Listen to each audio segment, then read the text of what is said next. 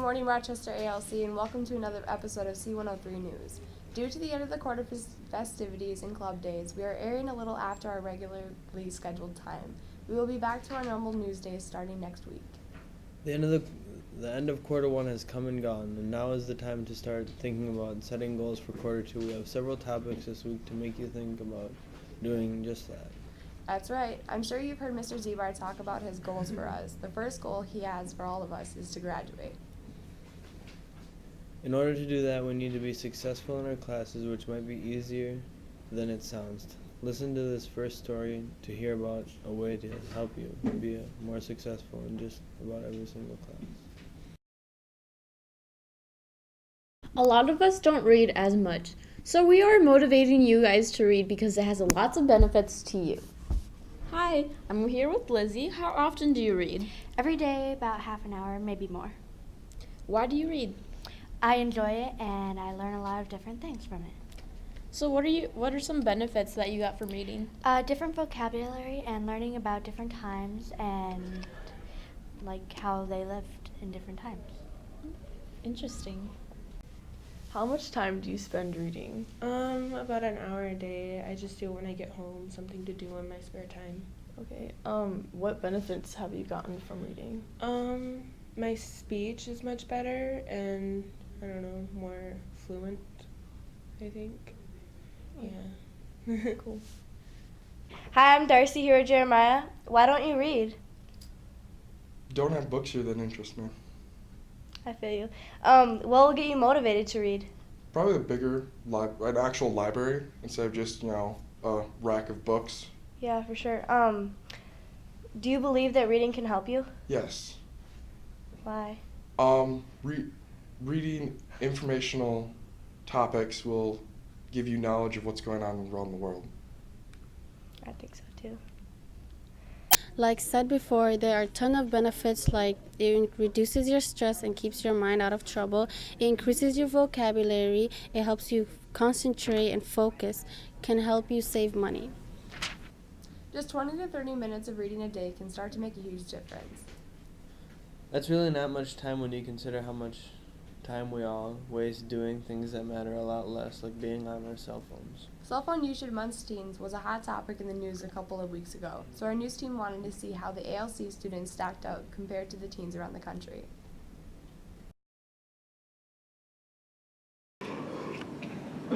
Hey everyone and good morning. Last week we had a study about how many times you check your phone or how many times you're in front of a screen, whether that be a laptop, a TV, an iPad, phone, it doesn't really matter, any technology screen. So with our survey we had 43% or more people in the school have had their phone being checked 21 or more times a day. And the top 3 apps that we use here in the ALC is Facebook, Snapchat, and music apps, whether that be Pandora or YouTube. Hi, I'm here with Mr. Lynch. Hello. How often do you use technology while teaching? The last 2-3 years, it's increased quite a bit. I've always been one where if it's helpful, I like to use it. But if it's cumbersome, I wasn't a big fan. But lately, quite a bit. I'm a big Google class, or G class as I like to say.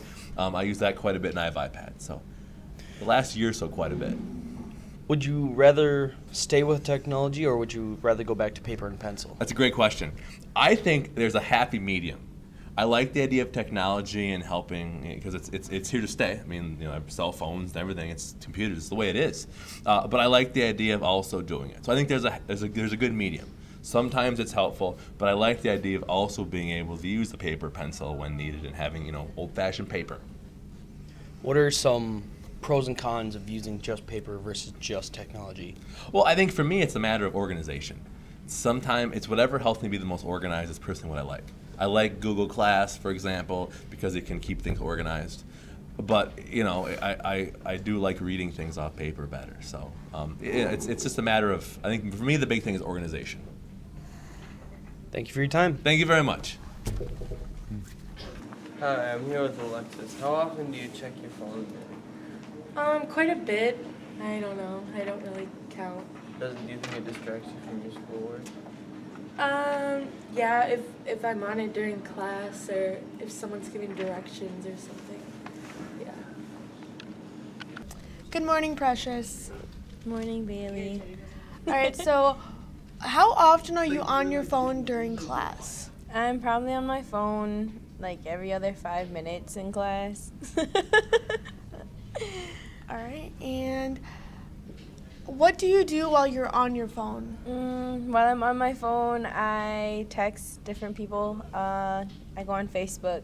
I play on Snapchat. I play video games, listen to music, do a little bit of everything. All right, and do you think this affects your learning at all whatsoever, or ability to concentrate on what's happening in class? I think it affects my concentrating because I'll get a little distracted and then I miss what the teacher says. But I don't want to like make them mad or anything, so I just let them keep talking instead of asking questions about it later. All right, well, thank you for your time. Yep. So we have some nationwide statistics for you guys. Today's teens spend more than 7.5 hours a day consuming media, which includes watching TV, listening to music, surfing the web, social networking, and playing video games. Another interesting fact is that the average teen checks their phone at least 110 times to 150 times a day. Teens use their cell phones to text an average of 60 times a day, check Facebook, play games, and listen to music. We should start thinking about how this will affect our learning and our social skills. When you think about it, most of us probably do spend way too much time on our phones. We challenge you to undergo a digital detox. Could you turn off your phone and keep it off from 8 o'clock to 2:30? Or maybe you could set a goal to only check it during lunchtime and keep it away during your classes. There's another easy way to help your grades during second quarter. Keep the phones away. The cell phone struggle is real. Another addiction many of our students also face is smoking. Here's what our news team with more info. Do you know why cigarettes are so addicting and you want to learn how to stop if you're a smoker? Well, just listen out while my crew member and I would give some facts about smoking and how to stop.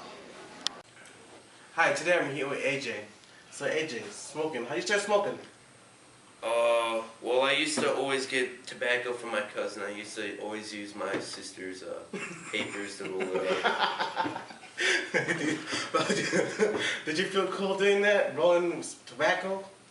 Oh, yeah, it kind of really helped me later on in life when I hanged out with friends. Did it affect anything? Like, when I was 12, I found out I couldn't even run a half mile anymore. It just really hit me right here.